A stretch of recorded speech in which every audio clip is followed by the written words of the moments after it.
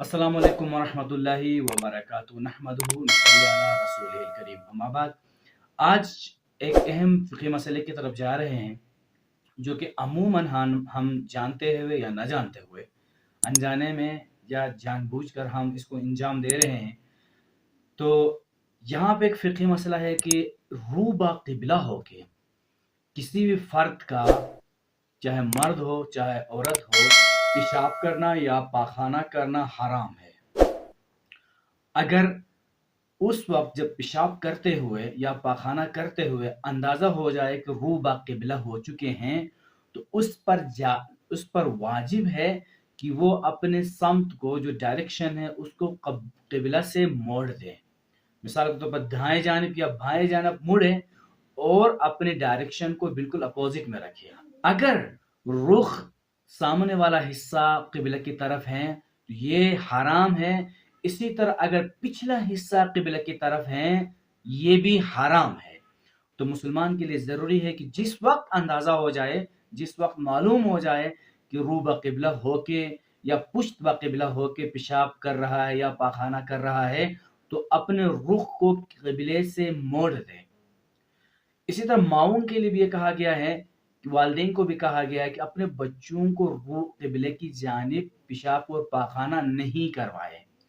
अगर कोई बच्चा पहले से बैठ गया हो तो उस वक्त ज़रूरी नहीं है कि आप उसको क़िबले से हटा दें।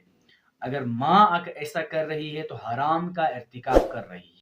इसी तरह ज़रूरी है कि पेशाब और पाखाना की जगह को पाक करते हुए भी रूह बा क़िबला न हो। अच्छा, कुछ जगह ऐसी है कि जहाँ पर इंसान को पेशाब और पाखाना करना जायज़ नहीं है, वो अबदुल अबद हराम है।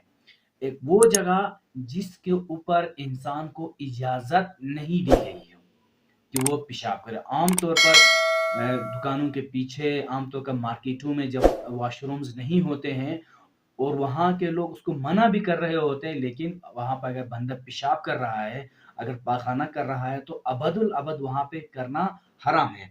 इसी तरह गलियों के अंदर या रोड के अंदर या ऐसी गलियां जहाँ पे लोग रह रहे हो और उन लोगों ने इजाज़त न दी हो कि यहाँ कोई बंदा पेशाब और पाखाना करे, वहाँ पर भी अपनी ज़रूरत को मुकम्मल करना हराम है। इसी तरह मखसूस जगह हैं, ये बहुत अहम है। मखसूस जगह हैं, मिसाल के तौर पर हॉस्पिटल है, मिसाल के तौर पर मस्जिदें हैं, मिसाल के तौर पर मदारिस हैं, मिसाल के तौर पर इमाम बारगाह हैं, कि ये मखसूस जगह हैं। अगर इनको उन लोगों के लिए बनाया गया हो जो वहाँ उस मकसद के लिए आए हो, मसलन मस्जिद के कुछ वॉशरूम ऐसे बनाए गए हों कि सिर्फ नमाजियों के लिए हैं, तो वहाँ गैर नमाजी का जाके पेशाब करना और पाखाना करना हराम है। इसी तरह मदरसा जहाँ पे ऐसे वॉशरूम बनाए गए हैं कि सिर्फ तलबा इस्तेमाल करें, तो वहाँ पे भी आम इंसान का जाके पेशाब व पाखाना करना उसके लिए जायज़ नहीं है, हराम है। तो कुल मिला के बात ये हुई कि मखसूस जगहों पर जो किसी ख़ास मकसद के लिए बनाए गए हों, तो वहाँ पे जाके बंदा पेशाब व पाखाना नहीं कर सकता है, उसके लिए ये हराम अमल है।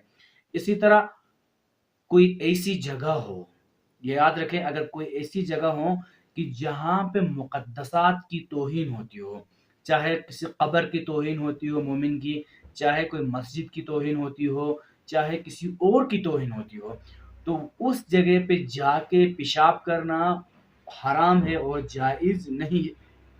अगर मस्जिद को किसी मुसलमान ने देखा कि वो नजिस हो चुकी है, अगर किसी मुसलमान ने देखा कि मस्जिद के दीवार के ऊपर पाखाना लगा हुआ है, तो मुसलमान के ऊपर ज़रूरी है कि वो उस नजासत को वहाँ से, उस गंदगी को दूर कर दे।